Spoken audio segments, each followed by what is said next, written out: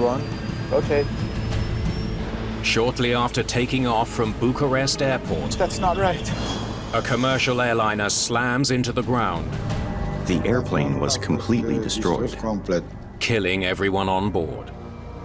Firemen are faced with horrible carnage. As Romania mourns, speculation mounts. Flames before it hit the ground. The same flight had a bomb threat 2 weeks prior. Can investigators find evidence that foul play caused this crash? Can't make that out. Can we play that again? That's the captain?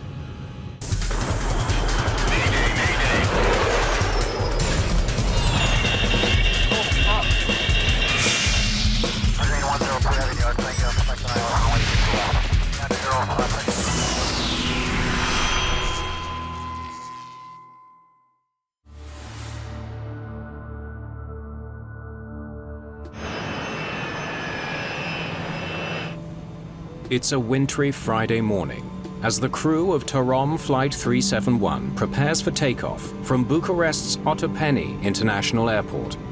Before takeoff checklist. Flight controls. Checked. Flaps. Flaps at 15.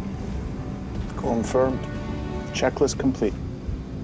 49 passengers are on board the Airbus A310 bound for Brussels. Looks like we'll have room to spread out. Terry Chung is a financial advisor on her way home to the US after a work stint in Bucharest. I knew Terry Chung. We were working with the National Bank of Romania. She was a terrific advisor, and she was a terrific person. We were so fortunate to have people like Terry Chung. Perfect March weather. In spite of the snow, the flight is on schedule. Flight 371, cleared for takeoff. 371, cleared for takeoff. Ready for takeoff? Ready for takeoff. First Officer Ionel Stoy is flying the plane on this leg. He and his captain Liviu Batanoiu are experienced airmen with more than 23,000 flight hours between them. Terry Chung is a veteran traveler too. We get snow just like this in Chicago. She was the kind of person that when she joins you in the airplane, she'll find out where you're from, then she'll talk about herself for a little bit, and you'll be friends the moment you're sitting down. The A310 is the modern new jewel in the fleet for Tarom, Romania's state airline.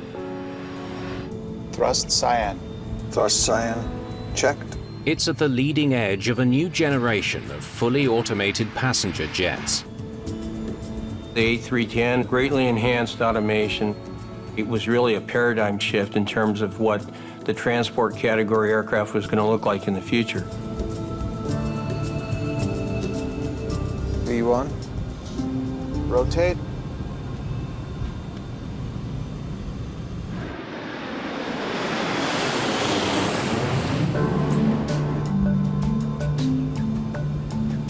You handle the controls, I will guard the throttles. While the first officer flies the plane, the captain monitors the plane's thrust levels, which are being controlled automatically by the A310's computer. Well, the auto thrust greatly reduces the workload on the pilots because it manages the thrust required based on the aircraft performance, either takeoff, climb, descent, and in fact landing. Everyone loved the planes and was impressed by the technology. It was very pleasant to fly the A310. It was very advanced for that time at Tarom. Positive rate. Gear up. It's a smooth liftoff. Gear up. From Bucharest, they'll travel 3 hours northwest to Brussels. Give me a direct to Sierra Tango Juliet.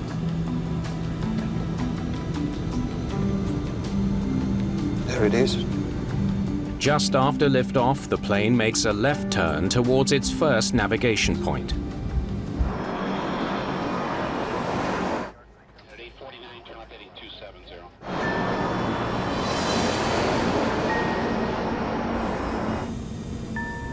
Low clouds have reduced visibility to 0. But the pilots are well experienced in flying with only their instruments. A little more left. All pilots are trained to fly into what we call instrument meteorological conditions, IMC. With the flight displays, that typically does not present any inherent problems whatsoever. In fact, we are trained precisely for that. Totally normal.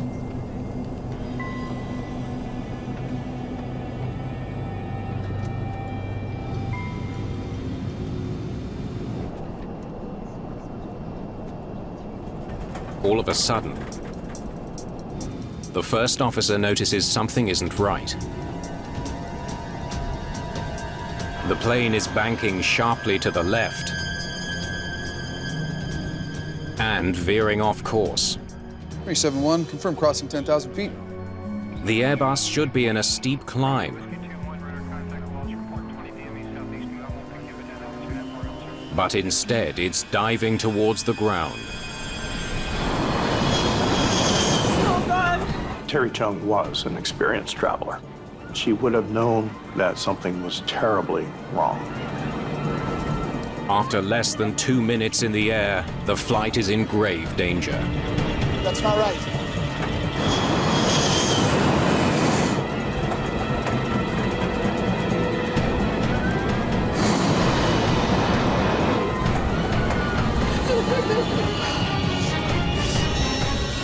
.371, confirm your altitude, please.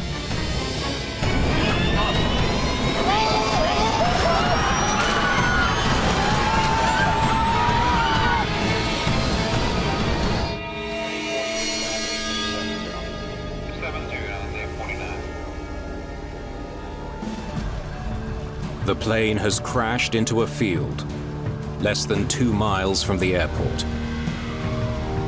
It takes an hour and a half to contain the massive fire.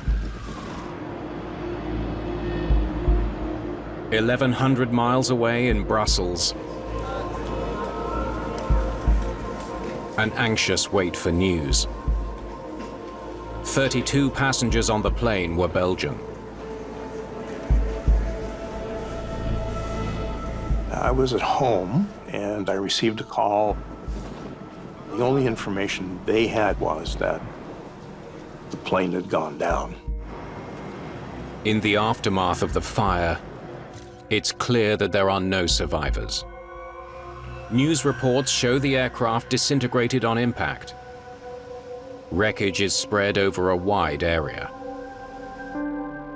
Firemen have witnessed horrible carnage. 60 people are dead, including the pilots, 9 other crew members, and all 49 passengers. Everyone was shocked. We couldn't imagine what could have happened.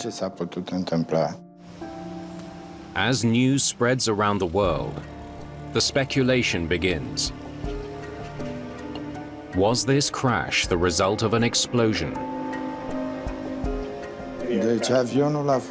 The airplane was completely destroyed. There were only a few pieces left, some of them blown away by the wind. Sorin Stoicescu is the lead investigator from the Romanian Department of Civil Aviation. Many people were tempted to say that the aircraft exploded in the air.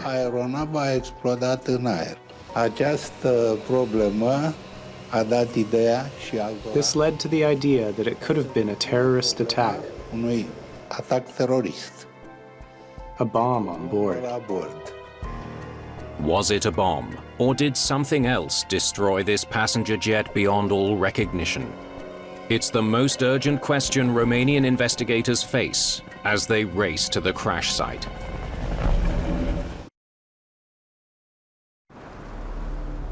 Tarom Flight 371 has slammed into a farmer's field just a few hundred yards from a local train station outside Bucharest. All 60 people on board are dead, making this the deadliest air disaster in Romanian history. Tape it off. Keep the press away. The wreckage is still smoldering as lead investigator Sorin Stoicescu and his team set to work.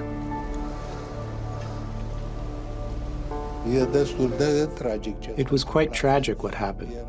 The aircraft was halfway buried in the ground. Everything was spread around. It was unfortunate.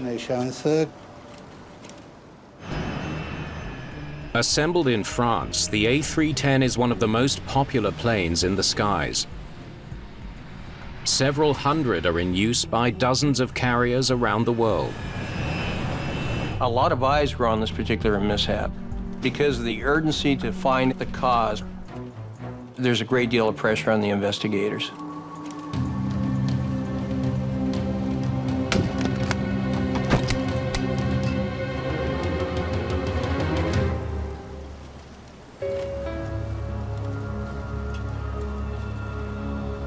We'll need to get some heavy equipment in here. There is little for lead investigator Stoicescu to see other than burnt aluminium scattered in a charred field.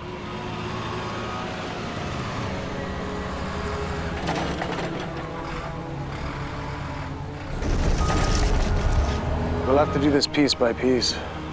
Nice and easy. Put that over there, please. Most of the wreckage is buried in a 20-foot crater. It's painstaking work getting the pieces out of the deep hole.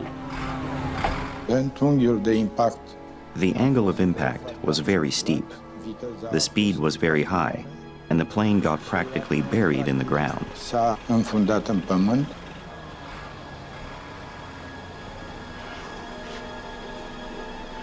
If that's the left wing, and that's the nose cone. Looks like it came in almost vertical. The shape of the crater indicates the plane came in at a steep angle. It was pitched nose down at an astonishing 80 degrees. What I saw proved that the impact was very powerful. The height from where the aircraft started to dive at 80 degrees and the force of the impact didn't allow any chance for survival.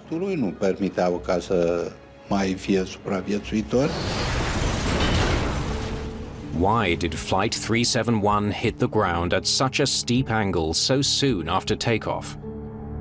This certainly would have perked the interest of the investigators.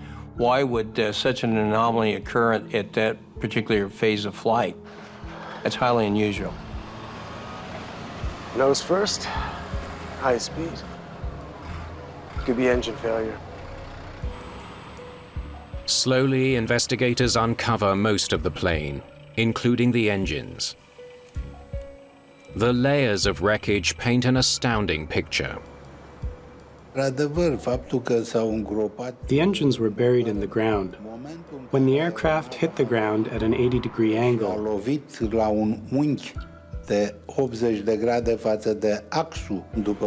the engines reached a remarkable depth. That's the right engine. The left should be over there. We need to bring him out carefully. The stakes are incredibly high. Relatives of the victims are being flown in to Bucharest to identify the bodies. Teams of investigators arrive from France and Belgium to assist the Romanian team.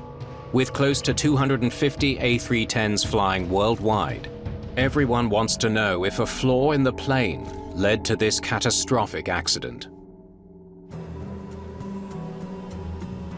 Stoicescu examines the engines retrieved from deep in the crater. They're in bad shape, severely bent and burnt. But is there any indication that they faltered or exploded before they hit the ground?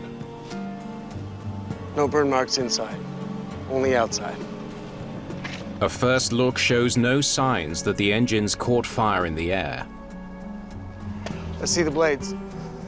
The rotor blades are badly damaged, to be expected given the force of the impact with the ground. But a skilled eye can tell a lot from the direction of the markings. See here? It's all impact damage. The marks show the damage happened when the blades bent on impact, not in the air. The initial inspection indicates engine failure did not cause the crash.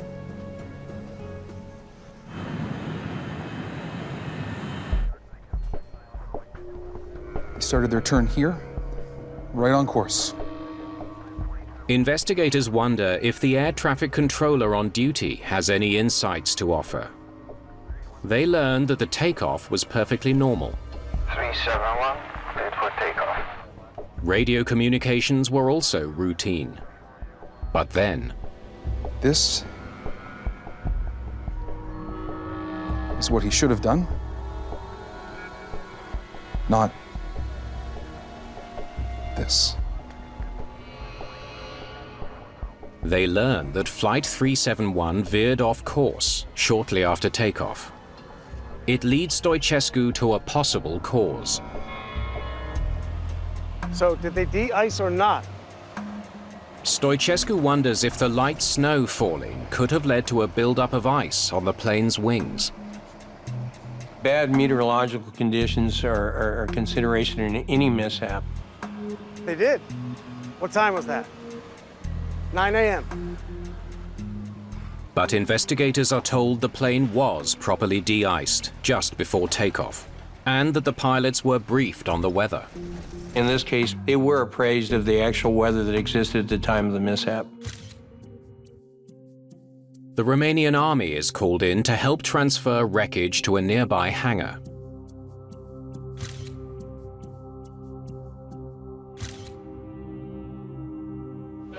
As Romanians mourn,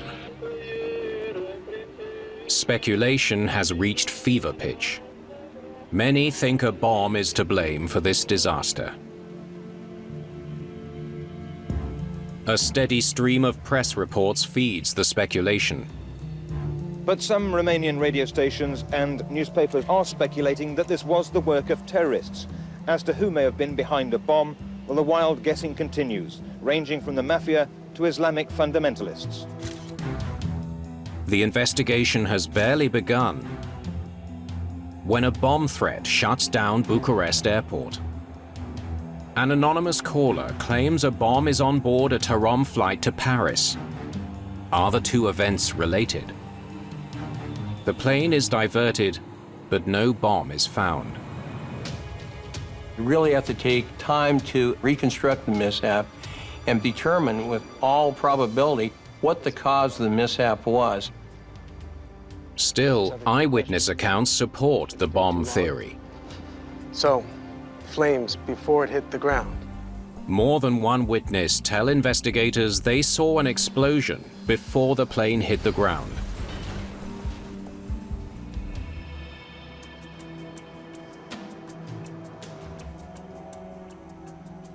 Investigators want a definitive answer about whether a bomb caused the crash. So they bring in the world's leading experts on bomb detection, the FBI. Special Agent David Beisner, Stoichescu. Appreciate your help on this one. The FBI has good reason to believe Flight 371 was bombed out of the sky. This same flight going to Brussels had a bomb threat 2 weeks prior. A phoned-in threat. It's now up to the FBI to determine if this was an accident or an act of murder.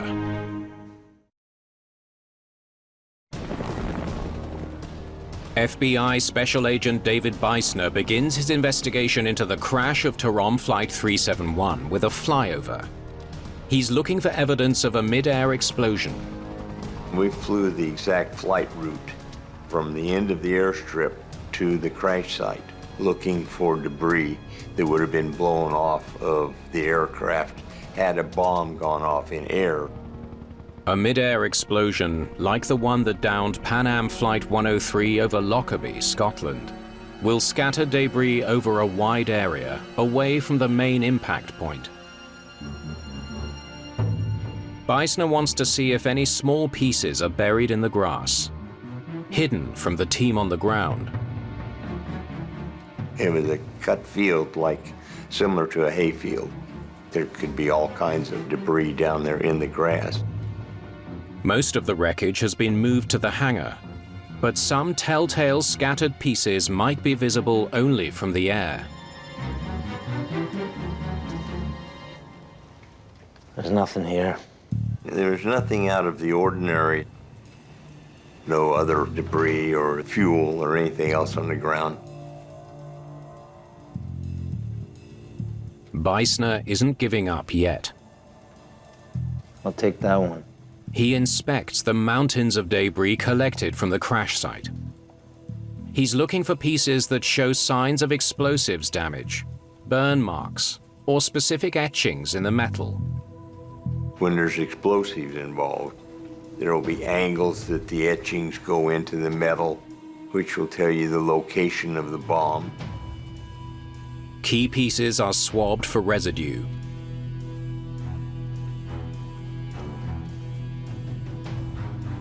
And undergo chemical analysis. You have to stick strictly to the facts, what you can see and what you can prove. What people tell you or what's in the news, that is something that you look at later. After 5 full days of investigation, the FBI is confident it has its answer. There is no evidence of an explosion on Flight 371 or any other criminal cause for the crash. I just closed the case. It's unfortunate that the Americans died, but it wasn't an act of terrorism that caused their death. Și am invitat autoritățile belgiene. We invited authorities from Belgium and France to conduct their own investigations. One by one and separately, everyone agreed. It wasn't a terrorist attack. At all. I personally am convinced it's an accident. Those who witnessed a mid-air explosion were likely mistaken about what they saw. What may appear to be an explosion to a person on the ground may be an aircraft component actually coming off the aircraft. Any number of things could give that appearance. The FBI's work may be done, but Romanian investigators are still searching for the cause of the crash. Tarom pilot and instructor Aurelian Botezatu is asked to join the investigation. I felt the pressure from the media and internally within Tarom after I was appointed as an investigator.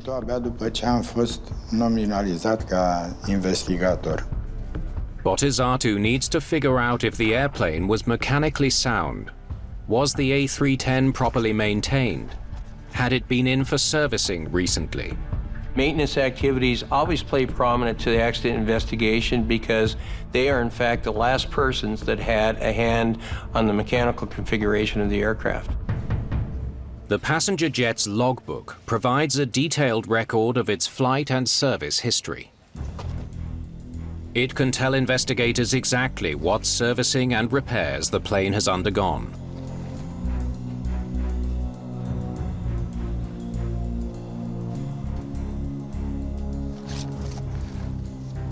Looking good so far. Botezatu finds that all scheduled maintenance was performed on time. So nothing unusual?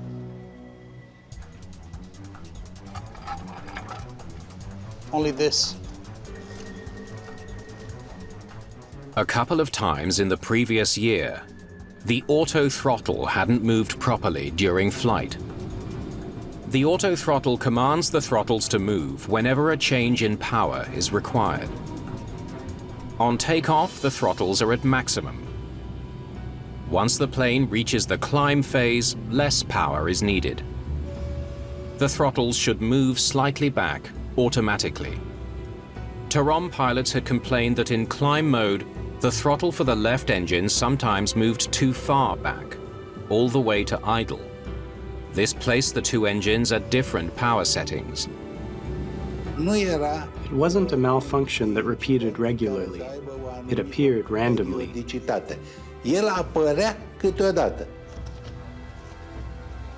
Almost a year ago, the airline put a briefing card in the cockpit logbook, alerting pilots about the problem. After takeoff, during climb, engine number 1 may go back to idle when switching from takeoff to climb power. If there's a deficiency that's been identified by the manufacturer or by the operator itself, it's very important to disseminate that information to flight crews.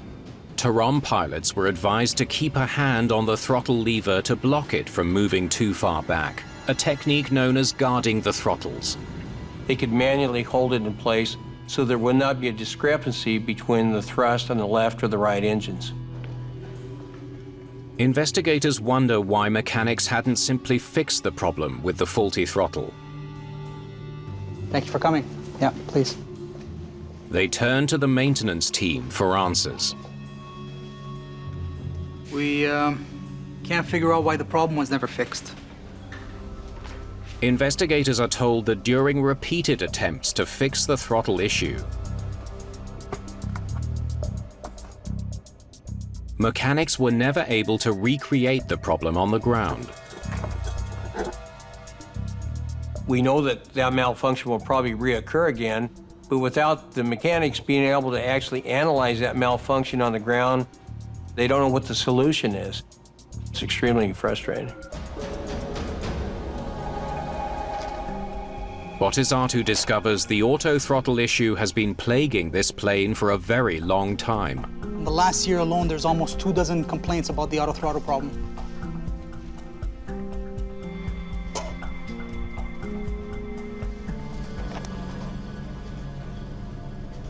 This one's from the captain.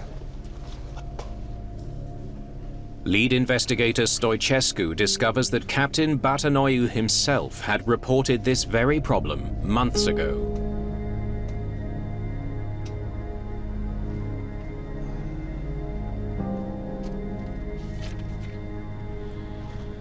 The captain recorded it in the plane's logbook. He did what the briefing card told him to and held the faulty thrust lever from moving back. Everything worked out fine. The system anomaly was known to the manufacturer as well as the operators. Pilots were trained to react and respond to the anomaly. If you knew about this problem and you knew what to do, how could it have caused the accident? Doesn't make sense.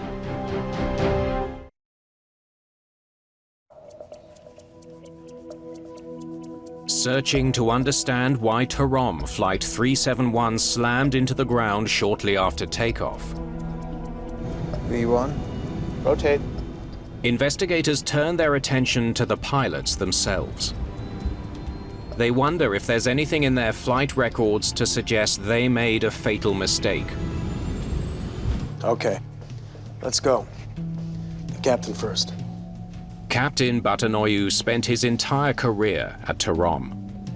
Graduated military flight school in 1969. He'd flown more than 14,000 flight hours on 6 different aircraft. Impressive. Lots of flight hours. I flew with Captain Batanoiu. He was a prepared pilot, conscientious, attentive to what he was doing. Next. Pilot Stoy, graduated military flight school 1968. The first officer was also experienced. His training record is excellent. You were a good match. Yeah. So, 2 excellent pilots in the cockpit that day. Next, they check the medical records. Captain Batanoiu, high mental condition, fit for long-range flights. Captain looks good. The captain is 48 years old. The first officer, 51. But despite increasing age, their medical reports have never faltered. First Officer Stoy, Close to retiring age. Good level of information processing, motivated for flight. Stable personality. Physically and psychologically, both pilots check out. Both were medically and psychologically fit to fly. They were very attentively tested at medical checkups. Both plane and pilots have passed close inspection.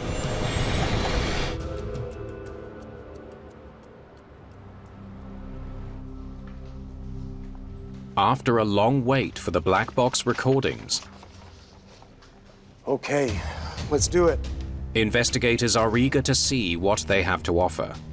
The flight data recorder, or FDR, can tell them how the plane functioned throughout its brief flight. Flight data recorders will procure a great deal of data, dozens and dozens of flight parameters, aircraft system component positions, switches. The first minute of data shows nothing unusual, 371, cleared for takeoff. confirming that the takeoff was normal, as the air traffic controller had indicated. But as the plane climbs and begins its planned left turn, the data soon goes askew. What's that? Look at the bank angle. Instead of straightening out of the turn, the plane banks more and more sharply, reaching an astonishing 170 degrees. And the attitude. As the bank increases, the nose dips down, and the plane rapidly loses altitude. Peak altitude is 4,627 feet. From that peak, it takes just 19 seconds for the plane to hit the ground. I've never seen that before. I never saw anything like that. But I had to face the cruel reality of the facts. It's rolling at 335 knots when it crashes. That speed with full fuel tanks. It's no wonder the explosion was colossal. What could have caused such a dramatic loss of control? The mystery of Flight 371 is far from solved. To better understand why Flight 371 lost control before hitting the ground, investigators dig deeper into the flight data. Engine parameters, please. Stoichescu hones in on what the engines were doing. Left engine's on top here, this one's the right. The inspection of the engines didn't turn up any problems. But the FDR can tell them more than a physical inspection can. It gives a second-by-second breakdown of each engine's performance during flight. Stop here, please. This is where it starts.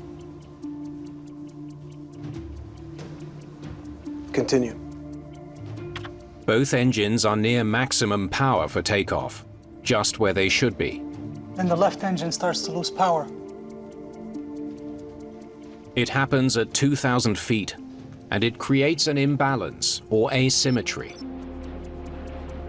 The plane was already turning left on its flight path, but as the left engine loses power, it banks more sharply than it should and veers off course. You got the thrust settings for the flight? Yeah, I got them. The trouble starts just as they move into the climb phase. Which is where the throttle problem always occurs. At 1,500 feet, the plane no longer needs the maximum power required for takeoff. The computer commands the autothrottle to move the thrust levers back, reducing power to both engines. The moment the plane goes over 1,500 feet, you have to reduce engine power from takeoff power to climb power. This means reduction of the throttles. But the mechanical problem with the throttle resulted in the left engine powering further back than it should, creating a huge power imbalance between the left and right engines. That imbalance forces the plane into a sharp left turn. That explains the extreme bank. Except the captain knew how to handle the problem. Investigators wonder why the captain would not have guarded the throttle lever.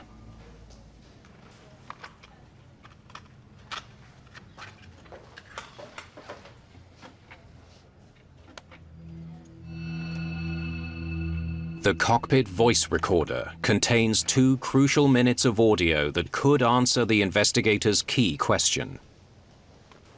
Okay, let's go. Why didn't the pilots take control of the throttles to save the plane? 371, ready for takeoff. Ready for takeoff? Ready for takeoff. Takeoff initiated at 9:06 a.m. Everything sounds normal during takeoff. The crew is calm, and there are no unusual noises in the cockpit. V1, rotate.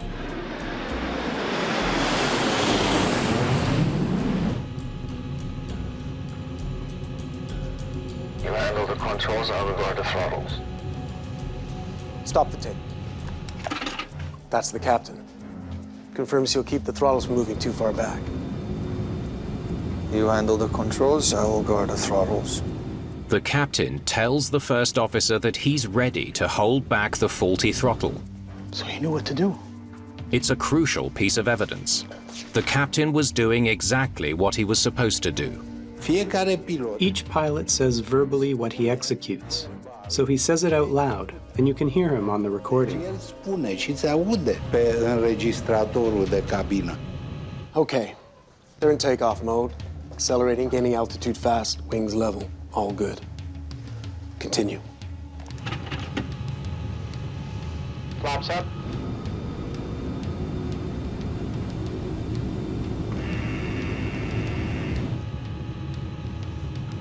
Flaps lifted immediately after the command. Slats in.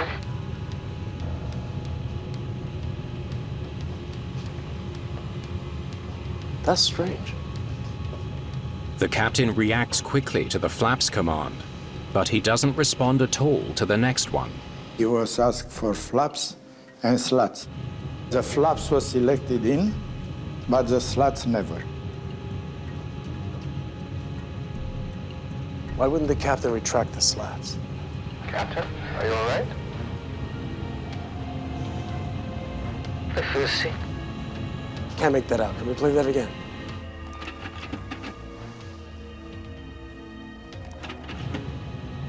Investigators hear 3 words that could explain the entire accident.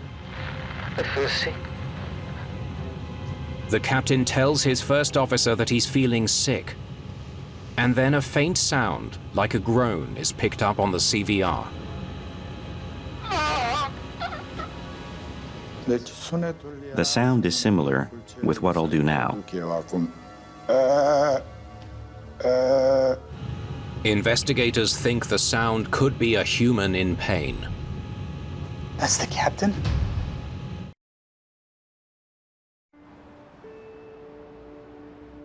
Listening to the cockpit voice recorder from Tarom Flight 371, investigators make a shocking discovery.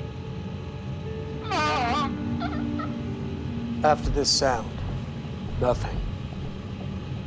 After the captain complained about feeling sick, he falls completely silent. There isn't a word from him for the rest of the flight. The first officer seems to be all on his own. The captain disappears from the recording on the black box as a voice and any kind of presence. In my opinion, after this, the captain collapsed. Investigators believe that Captain Batanoiu may have had a heart attack and either fell unconscious or died. During that time, the left throttle moved back. Looks like nobody's guarding the throttle. Creating a greater and greater imbalance between the 2 engines. One of the pilots was incapacitated, so it was left to the first officer. His attention was greatly detracted, if you will, from the task at hand, flying the aircraft, as he attempted to tend to the captain. By now, the first officer is rapidly losing control. The plane is banking hard to the left, and instead of climbing, it's descending. The nose is dropping like so. The plane is rolling left past 50 degrees. By now, the plane is almost completely upside down, rolling and pitching and close to the ground. Investigators conclude that the first officer didn't know how serious the situation was until he came out of the clouds.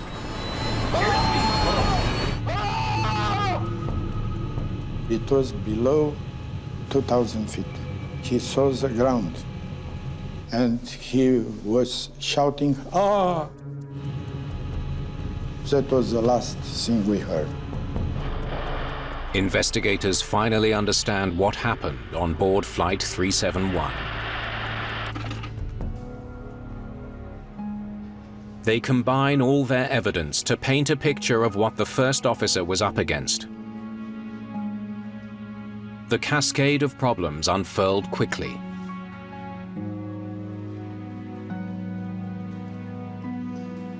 One minute. That's all it took.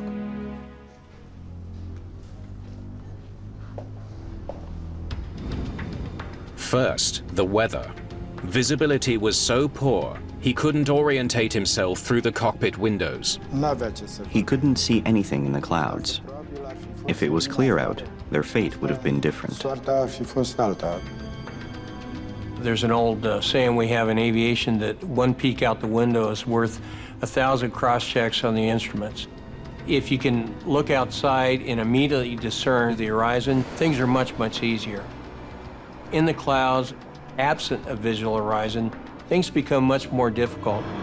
With no visible horizon, he can't be sure if the extreme pitch and bank angles on his instruments are correct. I don't think he was aware of where the aircraft was going and specifically what attitude it was. The incapacitation of his captain would have distracted him as he struggled with the weather and the plane itself. The first officer was overloaded. You had simultaneously the failing human and the failure of mechanical capability with the autothrust system. The combination of the two, the first officer probably couldn't see his way out of it. The final report identifies 3 contributing causes for the crash. First, the left thrust lever moved back to idle, causing a large thrust imbalance. Second, the captain was likely incapacitated. And third, the first officer wasn't able to recover his out-of-control plane, something few people can fault him for.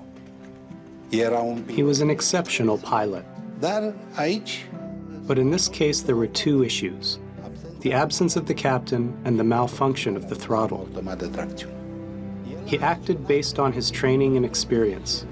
His actions were reactive in this situation. În toată această situație. 9 months after the crash, Airbus issued 2 service bulletins telling operators how to fix the auto-throttle problem on the A310. These fixes became mandatory just over a year later, and there were no further reports of thrust asymmetry on the A310.